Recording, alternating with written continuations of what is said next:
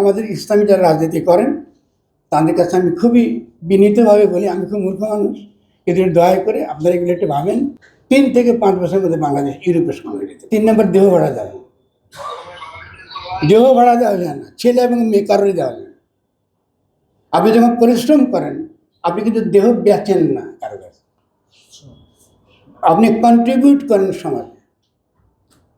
ফলে শ্রমিক শব্দটা আর ক্যাপিটালিজমের শ্রম এক ধারণা নেই, ইসলামে কমপ্লিটলি টু ডিফারেন্ট। কারণ শ্রম ইবাদতের সমতুল্য।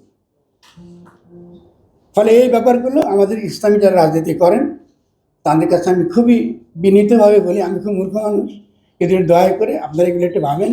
ভাবলে আগামী দিনে যে বড় লড়াই যেটা আসছে সেই লড়াই আমরা সকলে একসঙ্গে সামনে দিতে পারব।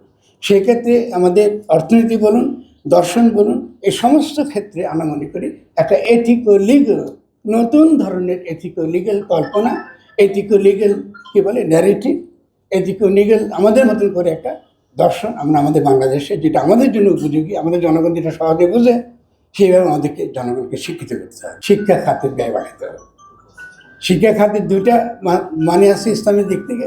একটা হচ্ছে যে আপনার আধ্যাত্মিক শিক্ষা, শিক্ষা বলতে ইসলাম আধ্যাত্মিক শিক্ষা বুঝে, আর কোনো শিক্ষা বুঝে না। বাকিটা বলে টেকনিক্যাল, ওটা শিক্ষা না। ইঞ্জিনিয়ারিং ইউনিভার্সিটি টেকনিক্যাল, ওটা কিন্তু শিক্ষার জায়গা না। শিক্ষা ইজ অলওয়েজ স্পিরিচুয়াল শিক্ষা, অলওয়েজ রুহানি শিক্ষা। রুহানি শিক্ষাটা দরকার সমাজকে গঠন করার জন্য, সমাজের নেতা হওয়ার জন্য। এর বাইরে শিক্ষাটা অলওয়েজ স্কিল। আমি তো স্কিল শিখতে পারি যে কোনো জায়গায়। আপনি স্কিল শিখলেই যে আপনার রুহানি শিক্ষা একটু উন্নত স্তরে হবে তাতে কোনো কথা নেই। ফলে মাদ্রাসাতে যেগুলো ছিল অতীত, তার একটা মাদ্রাসা শিক্ষাটা কি ছিল, তারও একটা রুহানিয়তের একটা ধারা ছিল লম্বা, এটা হারাই ফেলতেছে, এটা নাই। ফলে এটাকে ফেরত আনতে হবে। একটা সময় ছিল যেটা ইসলামটা চর্চা করেছে, সেই গ্রিকদের কাছ থেকে শিখেছে, অনেক চর্চা ছিল। পরবর্তীকালে যে কোনো কারণে এটা হারাই ফেলছি আমরা। ফলে একে ফিরে আনতে হলে ফলে মাদ্রাসাগুলোকেও, প্রত্যেকটা জামিয়াগুলোকেও যেমন বিশ্ববিদ্যালয় বানাতে হবে, তেমনি বিশ্ববিদ্যালয়গুলোকেও জামিয়া বানাতে হবে। দুইটা লাগে, দুদিকে। তাদেরকেও আধ্যাত্মিক শিক্ষা শিক্ষিত করতে হবে, কারণ তারা ভুল করবে, তারা ভুল পথে চলে যাবে। ঠিক তেমনি জামিয়াকেও উন্নত করতে হবে। তার চিন্তা, তার দৃষ্টি, তার সমস্ত কিছু মিলিয়ে একটা শক্তিশালী একটা রাজনৈতিক জনগোষ্ঠী হিসেবে আমরা দাঁড়াতে পারি। এবং একবার যদি আমরা রাজনৈতিক জনগোষ্ঠী হিসেবে দাঁড়াই, তাহলে অর্থনৈতিক বিকাশটা এটা তুচ্ছ ব্যাপার। 3 বছর বেশি লাগবে না বাংলাদেশ।